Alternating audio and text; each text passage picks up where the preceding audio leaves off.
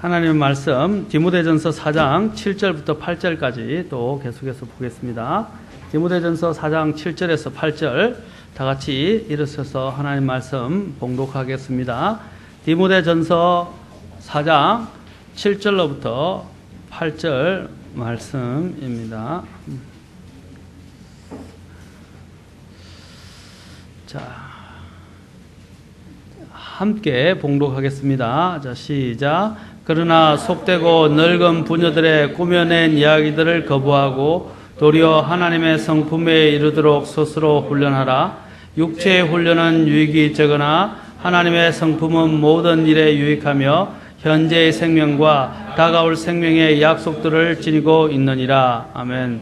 하나님 또한 기억하셔서 오늘 이 시간 또한 말씀 가운데도 또 주님을 사랑해서 나온 우리 성도님들에게 말씀으로 먹여주시고 입히시고 또 함께 해주시기를 원합니다. 이 시간 온전히 주님께 의탁합니다. 우리 주 예수님의 귀한 존함을 받들어 기도합나이다. 아멘. 앉으시겠습니다. 우리 경건의 훈련에 대해서 하고 있습니다. 자, 경건의 훈련은 또한 목적에 대해서 우리가 보았습니다. 하나님과 교제하는 것이고, 두 번째로는 하루 동안에 살아갈 힘을 얻기 위해서, 또한 나날의 삶의 힘을 얻기 위해서 바로 우리 경건의 이러한 훈련을 매일매일 지속하면서 쌓아가야 한다 했습니다. 그래서 신체적 훈련과 또한 영적인 훈련의 유사점들에 대해서 말씀드렸습니다. 그리고 영적 이런 훈련의, 이러한 경건의 훈련의 목적에 대해서도 우리가 보면서 그 다음에 수반되어야 할 요소들을 이제 공부하기 시작했습니다. 수반되어야 할 모습 중에서 하나가 하나님과 동행하는 거라고 했습니다. 그렇죠? 하나님과 동행하는 것.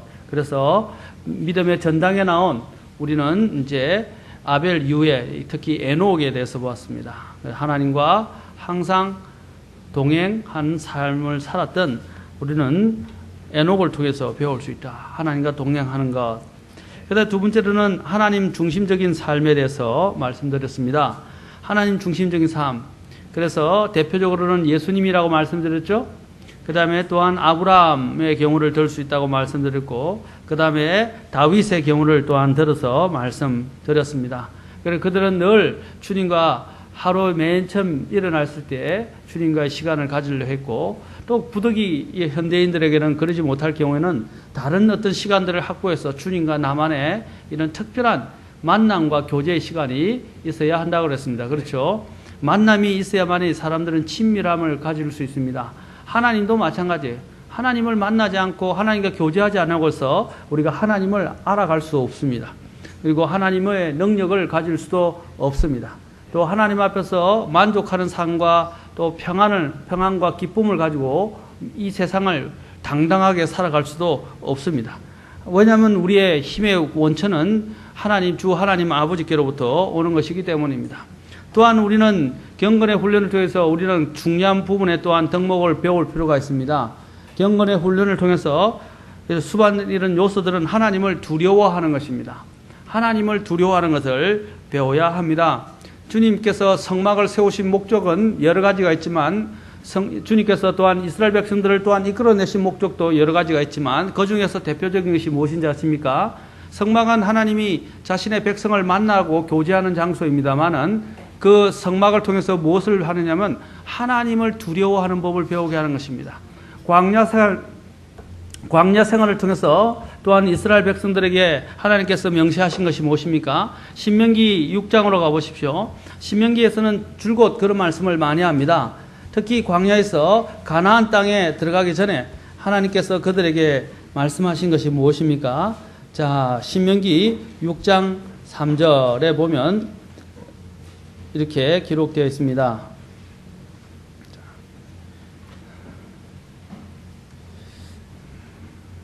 6장 2절, 3절. 자, 봅시다.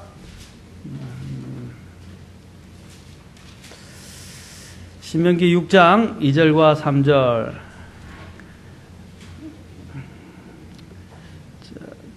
이해를 돕기 위해서 1절부터 제가 1절부터 읽겠습니다. 1절, 2절만 읽겠습니다. 이제 주 너희 하나님께서 너희에게 가르치라고 명령하신 명령과 법규와 판단의 법도가 이러하니 이것은 너희가 가서 소유할 땅에서 너희가 그것들을 행하게 하려 하며 또 너가 평생토록 주 내 하나님을 뭐라 그랬어요?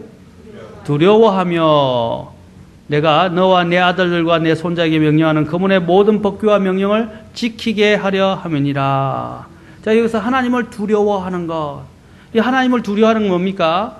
바로 하나님을 두려워하는 사람들은 하나님의 임재 가운데 하나님이 항상 나와 함께 하신다는 그런 의식을 갖고 있기 때문에 죄를 미워하게 되고, 그렇죠? 하나님이 기뻐하시는 것을 행하려 하게 될 것이고, 또 하나님이 그 말씀하신 명령을 지키려고 하게 될 거라는 것입니다. 하나님을 두려워하는 마음, 이 모든 것들의 지혜의 시작, 지식의 시작이 어디서 온다고 말하고 있습니까? 예, 우리가 알고 있으면 잠언 1장과 10장에서 이야기하죠. 주를 두려워하는 것이 지식의 시작이고 지혜의 시작이라고 말하고 있어요. 그 지식과 지혜는 어디서 있냐? 이 모든 지식과 지혜의 원천이 누구입니까? 하나님입니다. 세상에서 배운 것이 없었어요. 하나님이 주시는 지혜를 가진 사람은요, 세상이 줄 수 없는 그런 지식과 지혜를 가지게 됩니다. 이것은 분명한 사실입니다. 왜냐하면 지혜의 원천이 어디서 온다고요? 하나님께서부터 왔기 때문에. 지식의 원천이 어디서 오는 것입니까? 하나님께로부터 오기 때문입니다. 이 마귀가 적그리스도가 나타날 때, 나중에 여러분 다니엘서나 계시록을 보면, 특히 다니엘서를 보면 적그리스도가 나타날 때 사람들을 어떻게 미혹합니까? 사람들이 풀 수 없는 난해한 말들을 합니다. 난해한 것들을 풀어내기 시작합니다. 예를 들자면 예를 들자면 고대에 일성한 언어들 있죠? 지금 보면 그 언어들, 상형 문자들은 언어들을 풀 수가 없어요. 그걸 겨우 해석을 하는 몇 사람들도 있긴 있지만, 공부해서 고고학자들이나, 그러나 그것을 언어를 해석하지 못합니다. 또 고대에 있는 이런 여러분들이 알고 있는 수학과 관련된 것들, 아주 고차원적인 수학과 관련된 부분들, 또한 여러 가지 일어나던 이런 청량과 관련된 기술들, 건축술들, 또한 우리가 알지 못하는 이런 기술들이 어디서 나오는 것입니까? 여러분 7대 불가사의를 아십니까? 7대 불가사는 인간의 힘으로는 이것이 도저히 생각할 수 없는 그런 부분들이 그 안에 들어있기 때문에 불가사의라고 이야기하는 것입니다. 그렇죠? 그 중에 하나가 고대 피라미드죠. 자, 이런 부분에 대해서도 우리가 지금은 이것이 어떻게 됐을까 궁금합니다. 어떻게 그 엄청난 돌을, 몇 톤이나 되는 돌들을 하나하나씩 쌓아서 탑을 만들었을까? 누가 했을까? 어떻게 이게 정교하게 잘라냈을까? 이런 모든 문제들이 다 들어있다고요. 그렇죠? 근데 그 당시 우리가 볼 때는 원신이라고 생각되어졌는데, 그 고대에 어떻게 그런 거대한 피라미드이 정교하게 쌓아져서 정확하게 드라코니스 별을 향해서 딱 정방향으로, 정북 방향으로 표시를 하고 있을까요? 그런 것은 우리가 이해할 수 없는 부분들이에요. 근데 그런 부분들이 다 풀어지기 시작해요. 근데 누가 풀으냐면 적그리스도가 하나님을 흉내내어서 어떻게 해요? 사탄이 지혜를 가지고 그걸 풀어주기 시작하니까 사람들이 이렇게 해요. 다 현혹되기 시작해요. 그렇죠? 그러나 그 마귀들 또는 마귀들과 함께 마귀의 자식이라고 하는 적그리스도가 그런 것을 풀 수 있도록 그 지혜를 주신 분이 누구예요? 하나님이라고요. 근데 우리는 다른 곳에서 자꾸 그런 신비들의 문제, 열쇠들을 가지고 풀려고 이야기합니다. 그래서 어떤 사람들은 자꾸 어떤 엉뚱한 UFO, 다른 것들에 관심을 많이 가집니다. 그런 것도 다 헛된 것들이에요. 그런 모든 영적인 근원, 우리가 알 수 없는 보이지 않는 세상, 영적인 근원, 이런 모든 미스테리한 사건들에 대한 모든 부분의 영적인 부분의 배면에 누가 있는 것입니까? 마귀들의 역사하는 것도 있지만 그 마귀들 가운데서도 그것들을 또한 관장하시고 인도하시는 분이 누구예요? 하나님이십니다. 제가 분명히 말씀드리지만 많은 사람들이 잘못 오해하고 있는 것들이 있는데, 세상에서 자꾸 지식과 지혜를 얻어서 성공하려고 합니다. 그것은 오산입니다. 특히 시편 119편을 한번 참고해보세요. 제가 좋아하는 말씀이기도 합니다. 제가 이 구절을 읽고 주님 앞에 이것도 가지고 기도했었어요. 하나님 앞에서 눈을 열어주시고 지혜를 달라고요. 정말입니다. 이것을 가지고 주님 앞에서 기도했습니다. 특히 시편 119편에 제가 특별히 기도한 말씀은 18절이었어요. 주께서 내 눈을 여사 주의 법에서 나오는 놀라운 것들을 내가 보게 하소서. 뭐라고요? 어떤 걸 보게 해달라고 그랬어요? 주의 말씀에 놀라운 것들. 지금 다음에 제가 여러분들에게 설교를 하게 되면서 성경에 나오는 과학들, 또는 성경에 나오는 다니엘서에 나오는 예언들, 계시록에 나오는 예언들, 이 부분들을 앞으로 제가 강의를 할 겁니다. 강해를 할 거예요. 여러분들이 그런 걸 들으면 기가 막히게 놀랄 겁니다. 어떻게 이런 일들이 일어날 수 있을까? 그냥 여러분들이 듣고 보던 그런 대충의 그런 것들로 저는 그렇게 말씀드리지 않습니다. 여러분들의 마음이 놀랄 만큼 엄청난 것들을 하나님 성경 안에는 다 계시해 놓으셨어요. 시편 119편 중에서 특히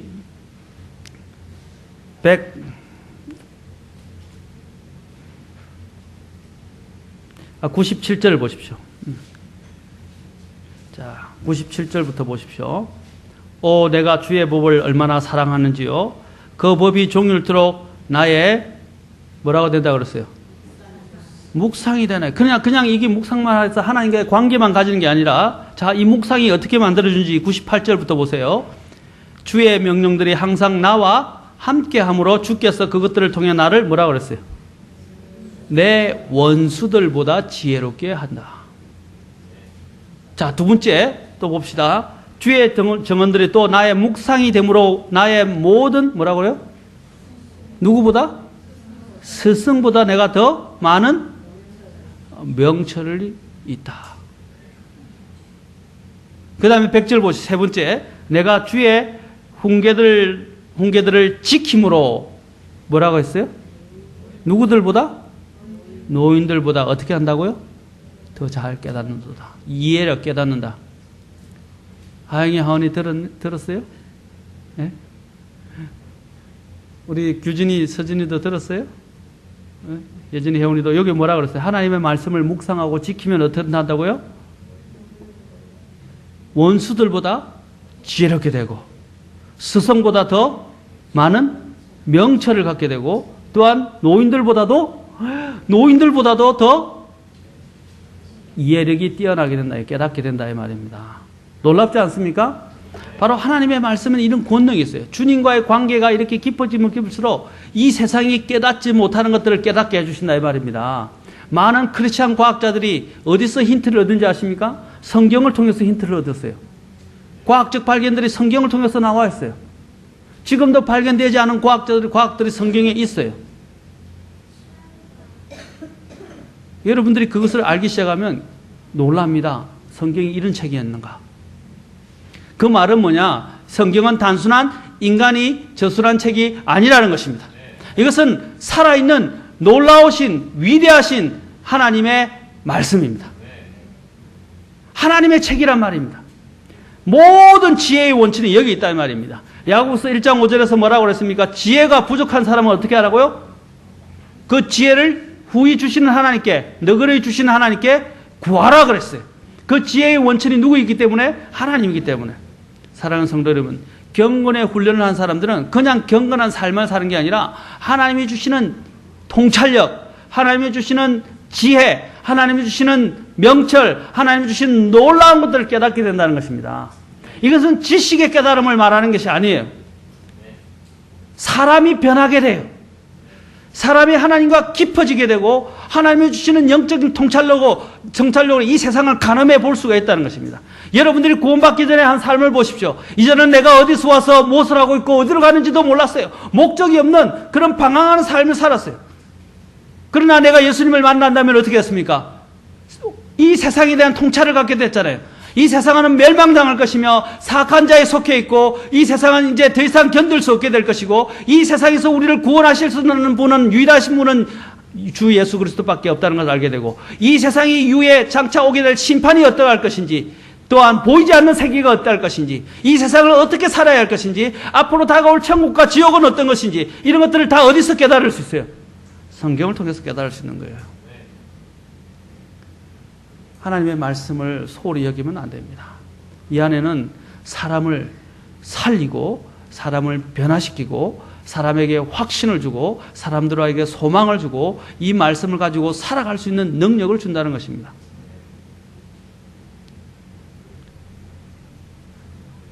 여러분, 많은 사람들이 주님 앞에 나오지 못하고 신실하지 못하죠.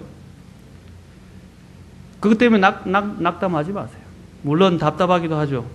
저도 답답하기도 합니다. 그런데 분명한 것은 무엇입니까? 나중에는 손해보게 될 거랍니다. 손해를 봐요. 사람들은 자기가 당하는 손해가 손해인 줄을 모르고 지금 살아가고 있어요. 나오지 않는 것에 대해서 여러분 너무 애쓰지 마십시오. 그냥 기도하고 권면은 하되 안 나오면 할 수 없어요. 그러면 어떻게 됩니까? 자기 손해라는 거죠. 자기 손해. 학교에서도 출석부 다 계산하죠? 주님에도 출석부 있어요. 주님은 어떻게 하신다고요? 죄에 대해서도 죄의 목록들을 따라서 나중에 죄의 경중이 다 결정이 돼요. 거기서 따라서 심판도 결정돼요. 심판이 다 동일한 줄 아십니까? 아닙니다. 심판도 다 어떻게 해요? 경중이 있어요. 다음에 지옥에 대해서 설교하겠지만 여러분 지옥에도 노란 불이 있고 예를 들어서 검은 불이 있다 그러면 파란 불이 있다 그러면 어느 불로 들어가겠어요? 온도의 차가 엄청나요. 처음에는 주홍색 불, 그 다음에 노란 불, 그 다음에 어떻게 해요? 파란색 불, 그 다음에 흰 불, 더 올라가면 검은 불이에요. 온도에 따라서 달라져요. 그래서 여러분이 노란 불에 데이는 거하고 파란 불에 데이는 거하고 같겠어요? 다르죠? 마찬가지입니다. 고통 또한 노란 불에서 당할 것인지 파란 불에서 당할 것인지 경중이 달라요. 그냥 우스갯소리를 하는 거 아닙니다. 천국도 마찬가지예요. 천국에도 그냥 구원만 받아 천국 가는 게 아니에요. 천국에서 받게 될 상과 또한 하나님 앞에서 받게 될 왕관과 기업이 다 달라요. 그래서 아까 말씀드린 출석부라고 이야기했죠. 하나님 앞에서 신실하게 드려진 것에 대해서 다 어떻게 하나님이 다 계산하신다고 그랬어요. 성경에서 뭐라고 그러면 그것을 어카운트 한다고 그랬어요.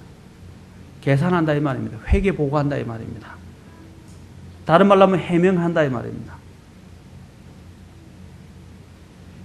근데 사람들은 거기에 대한 심각성을 깨닫지를 못해요. 우린 심각성을 깨달아야 됩니다. 그렇지 않습니까? 바로 경건의 훈련은 이러한 부분에 있어서 하나님 앞에서 나중에 가지게 될 그 계산해야 될 부분들을 인식하는 거예요. 그것이 바로 두려워하는 것입니다. 심판의 날이 온다는 것입니다. 구원받지 않은 사람들만 심판받는 게 아니라 구원받은 사람들도 예수 그리스도의 심판석이라는 곳에 서게 될 것이라는 것을 기억해야 합니다. 그런데 사람들이 그것을 생각을 안 해요. 그것도 심판석입니다. 히브리서 보면 심판이 어디서부터 시작한다고 그랬어요? 하나님의 집에서부터 시작한다고 그랬어요. 그러면 세상, 믿지 않는 세상의 사람들은 어떻게 되겠어요? 그 심판의 강도는 말로 형용할 수가 없어요. 견딜 수가 없다 이 말입니다.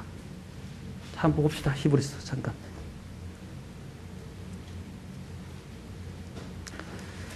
지금 여기 계신 분들은 이 부분에 대해서 설교할 필요가 없어요. 다 잘하고 계시는 분이라고 생각되기 때문에. 그래서 이 부분들을 가지고 성도들을 경고를 해야 되고, 다른 성도들, 육신에 빠진 사람들, 신실하지 못한 사람들, 주님 앞에서 또한 게을리하는 사람들, 그렇죠? 죄에 빠져 사는 사람들, 타락한 사람들, 우리는 그런 사람들에게 어떻게 해야 됩니까? 이런 말씀을 가지고 가르쳐 줘야 합니다.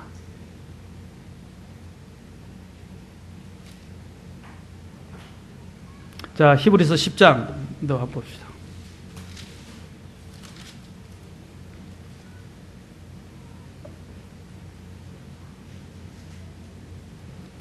(10장에) 보면 이제 심판에 대해서 이야기합니다. 자, 처음 제가 더 이해를 돕기 위해서 왜 이 문맥을 여러분이 잘 봐야 돼요. 성경을 볼 때 항상 문맥을 잘 봐야 됩니다. 자, 그러면서 예수님에 대해서, 믿음의 확신에 대해서 23절부터 봅시다. 우리의 믿음의 고백을 흔들림 없이 굳게 잡고 서로를 살펴보아 사랑과 선한 행위에 이르도록 어떻게 해요? 잘 보세요. 격려하며, 그 다음에 뭐랬어요? 어떤 사람들의 습관과 같이 우리가 함께 모이는 일을 패하지 말고 서로 권면하되 그날이 예수님이 다가옴을 너희가 볼수록 더욱 그리하자가 무슨 뜻이에요? 더 모이자 이 말입니다. 그러면서 26절 우리가 진리에 관한 지식을 받은 뒤에 고의로 죄를 지으면 다시는 죄들로 인한 희생물이 남아있지 아니하고 대적들을 삼킬 심판과 불같은 경로에 대하여 두렵게 기다리는 어떤 일만 남아있느니라. 모세의 율법을 멸시한 자도 두세 증인으로 인해 긍휼을 얻지 못하고 죽었거늘 하물며 하나님의 아들을 발로 밟고 자기를 거룩히 구별한 언약의 피를 거룩하지 않은 것으로 여기며 은혜의 영께 무례히 행한 자가 당연히 받을 것으로 생각되는 형벌은 얼마나 더 극심하겠느냐. 너희는 뭐라고 그랬어요? 생각해보라 이 말입니다. 그래서 원수 갚는 일은 내게 속하였으니 내가 갚아주리라 주가 말하노라 하시고 또 다시 주가 자신의 뭐라고요? 자신의 백성 믿지 않는 자들도 하나님이 원수를 갚아주지만 자신의 백성 또한 심판하실 것이라고 말하고 있습니다. 그래서 살아계신 하나님의 손 안으로 떨어지는 것은 뭐라고요? 두려운 일이다. 그러나 너희가 조명을 받은 뒤에 고난의 큰 싸움을 견뎌냈던 이전의 날들을 회상해 보라 라고 말하고 있습니다.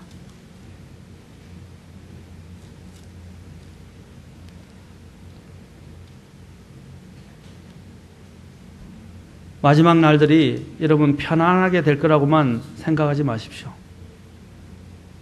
하나님의 심판은 믿지 않는 자들에게만 있는 것이 아니라 하나님의 백성 위에도 하나님께서 심판이 임하실 것이라고 말하고 있다는 것입니다. 이것은 두려운 일입니다. 얼마나 두려운 일입니까? 그런데 사람들이 이런 두려운 하나님 앞에 두려운 일들에서 아랑곳하지 않고 살아간다는 것입니다. 히브리서 12장 9절에 보십시오. 하나님이 어떻게 하실 것인가 봅니다. 자, 28절과 29절에도 이야기합니다.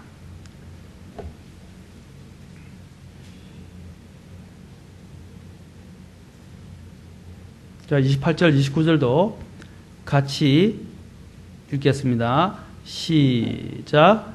그러므로 우리가 움직일 수 없는 왕국을 받을진대 은혜를 소유하자. 이 은혜를 힘입어 우리가 공경하는 마음과 하나님께 속한 두려움을 가지고 받으실 만하게 하나님을 섬길지니 우리 하나님은 소멸시키는 불이시니라. 뭐라고 했어요? 하나님께 속한 무엇을 가지고? 두려움을 가지고. 하나님은 뭐 어떻게 하시는 분이라고요? 소멸시키시는 분이다 이 말입니다. 소멸시키시는 분이다 이 말입니다.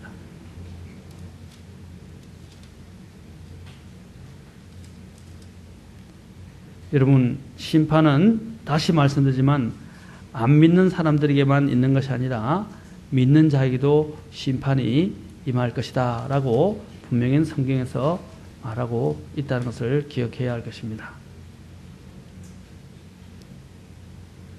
또한 우리가 빌립보서에서도 뭐라고 했습니까? 너희 구원을 두려움과 떨림 가운데 너희 구원을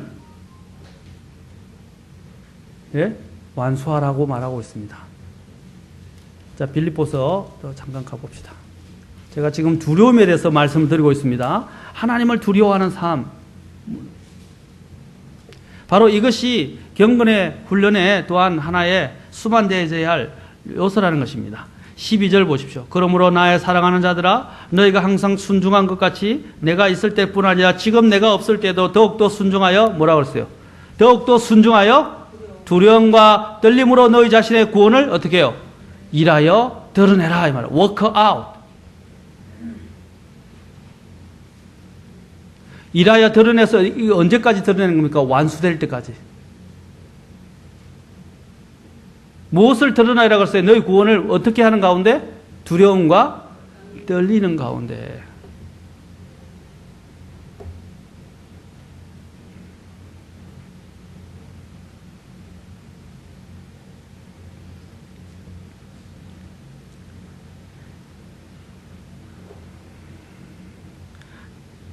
또한 예레미야서 32장 40절 잠깐 봅시다.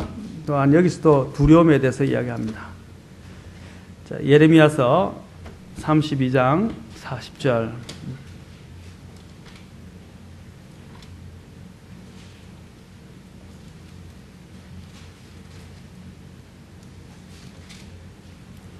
또 내가 그들에게 복을 주기 위하여 그들에게서 떠나 돌아서지 아니하려는 영존하는 언약을 내가 그들과 더불어 맺고 뭘 마음속에 둔다고요? 나를 두려워함을 그들의 마음속에 두어 그들이 나를 떠나지 아니하게 하리라. 하나님을 두려워하는 마음속을 하나님은 이스라엘 백성들 속에 두어서 그들이 떠나지 아니하게 하겠다고 말씀하십니다.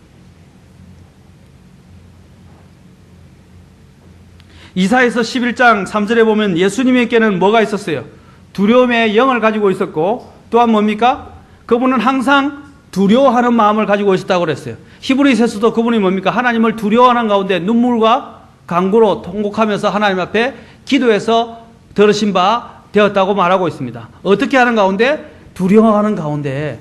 자, 이사야서 잠깐 가보세요. 이사야서 11장 2절에 가보십시오. 11장 2절에서도 예수님은 어떤 영을 갖고 계셨습니까? 11장 2절 1절부터 나옵니다. 1절부터는 그 예수님을 분명히 이야기해요. 이새의 줄기에서 한 막대기가 나며 그의 뿌리에서 한 가지가 나서 자랄 것이요. 누구를 이야기하는 것입니까? 예수 그리스도예요. 그는 주의 영, 곧 지혜와 명철의 영이요, 계략과 능력의 영이요, 지식과 주의 뭐라고 그랬어요?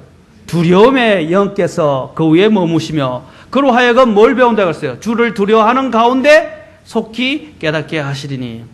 주를 두려워하는 두려움의 영과 또 주를 두려워하는 가운데 속히 깨닫게 하신다고 그랬어요. 바로 예수님은 어떤 영을 갖고 살아가셨어요?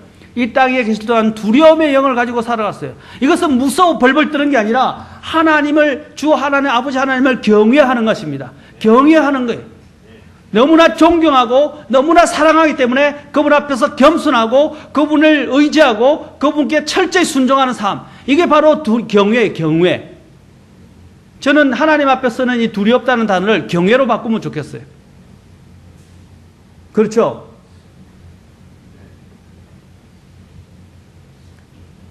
이거는 무서움과 구별되어지는 것입니다.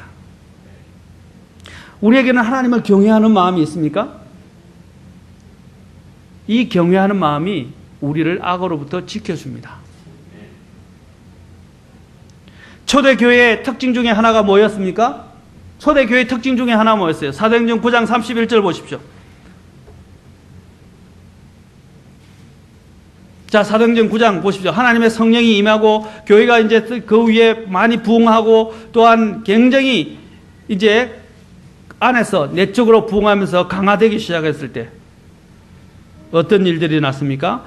자, 그때에 온 유대와 갈릴리와 사마리아에서 교회들이 두루 안식을 얻어 든든히 세워지고 뭐 하는 가운데? 아까 이사야서 11장하고 똑같죠? 주를 두려워하는 가운데 그랬어요. In the fear of the Lord. 주를 두려워하는 가운데 성령님의 위로 안에서 걸으며 크게 늘어나니라. 오늘의 문제가 뭐라고요? 오늘날에 경건의 훈련이 부재하고 경건의 훈련이 나타나지 않는 이유가 뭐라고요? 주님을 두려워하는 것이 없기 때문입니다. 경외하는 것이 없어요. 너무 천박해요. 하나님을 믿고 하나님을 섬기는 것들이 천박해요.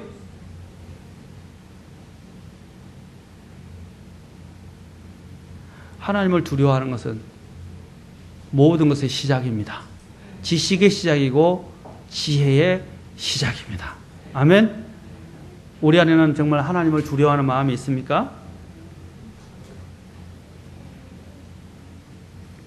자, 히브리서 5장 다시 가봅시다. 한 문제만 더 읽고 정리하겠습니다. 히브리서 5장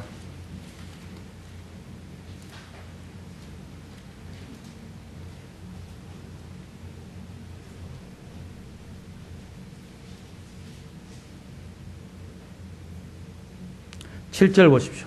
예수님이 어떻게 하셨는지 십자가에서 육체로 계실 때 어떻게 하셨는지. 자, 7절부터 9절까지 같이 읽겠습니다. 시작. 그분께서는 친히 육체로 거하던 때에 자기를 사망으로부터 능히 구원하실 분에게 강렬한 부르짖음과 눈물로 기도와 간구를 들으셨고 또 친히 두려워하셨으므로 하나님께서 들으셨느니라. 그분께서 아들이실지라도 친히 고난 받으신 일들로 말미암아 순종하기를 배우사 완전하게 되셨으므로 자기에게 순종하는 모든 사람에게 영원한 구원의 창시자가 되시고. 아멘. 여기 주님께서 뭐라 부르짖음, 아까 말씀드렸죠. 강렬한 부르짖음과 눈물로 기도와 간구를 들으셨고, 또 어떻게 기도를 했다고요? 하나님을 어떻게 살았다고? 두려워했다고 말하고 있습니다. 그래서 하나님께서 어떻게 해요? 들으셨다. 우리는 정말 하나님을 두려워합니까?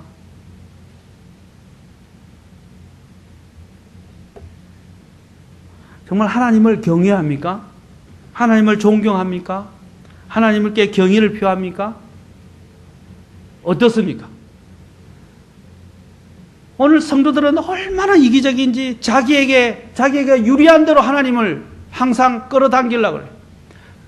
마치 어린아이들이 자기한테 뭔가를 안 주면 덜어눕고 구불고 땡깡 부리고 하는 것처럼 그런 이기적이고 자기중심적인 신앙생활을 한다 이 말입니다.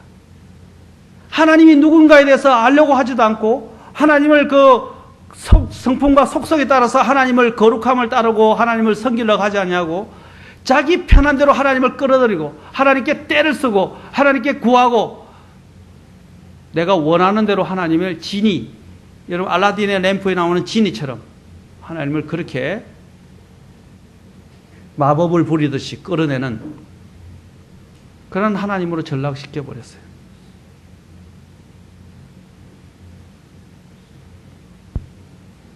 제가 아까 말씀드린 우리는 너무 천박해져 있어요. 오늘날 현대인들 보십시오.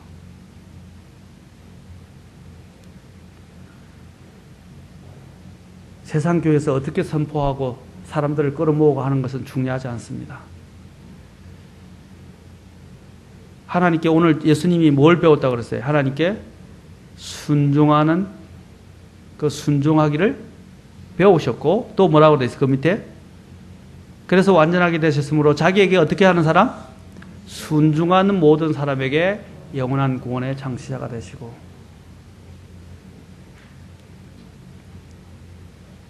저도 답답합니다. 보면 하나님을 두려워하는 그런 마음들이 오늘날 교회 안에서 사라지고 가고 있다는 것입니다. 자, 한 구절만 더 보고 마치겠습니다. 베드로전서 1장 17절.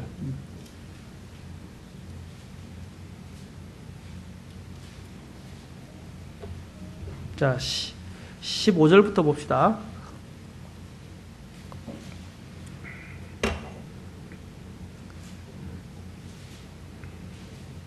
(15절부터) 같이 시작. 오직 너희를 부르신 분께서 거룩하신 것 같이 너희도 온갖 종류의 행실에서 거룩할지니라. 기록된 바 내가 거룩하니 너희도 거룩하라 하셨느니라. 사람들의 외모를 중시하지 아니하시고 각 사람에게 행위대로 심판하시는 아버지를 너희가 부르며 간구하시는데 너희가 여기에 잠시 머물러 있을 동안 뭐 가운데 지내라고요? 하나님이 어떻게 하신다고요? 17절에 앞에서 행위대로 심판하시는 아버지라고 그랬어요. 아까 제가 출석부 이야기했지만 다 기록하고 있죠, 하나님? 그렇죠? 다 기록하고 있죠? 졸고 있는 것도 다 기록할 거예요. 그렇죠? 다 기록하세요, 하나님. 두려운 일 아닙니까? 오늘 이런 두려움이 사라져 버렸어요. 하나님을 경외하는 마음이 없어요. 존경하고 하나님을 사랑하는 마음들이에요. 천박한 이러한 두려워하는 마음은 건전한 영적 긴장관계를 만들어주고, 그렇죠? 또 하나님 앞에 더 나아가게 만듭니다. 사랑하는 성도 여러분, 하나님의 사랑만을 강조하지 말고 하나님의 그 심판하시는 두려움, 그리고 그 사랑을 함께 겸비하시는 하나님에 대한 경외의 심을 갖고 우리는 신앙생활을 해야 한다는 것입니다. 자기 본의적이고 자기 중심적인 대로 신앙생활을 하는 것이 아니라 하나님 중심적이고 하나님 본의적인 그런 신앙생활을 우리는 해야 합니다. 그렇게 될 때 우리의 경건의 훈련은 더 진가를 발휘하게 돼요.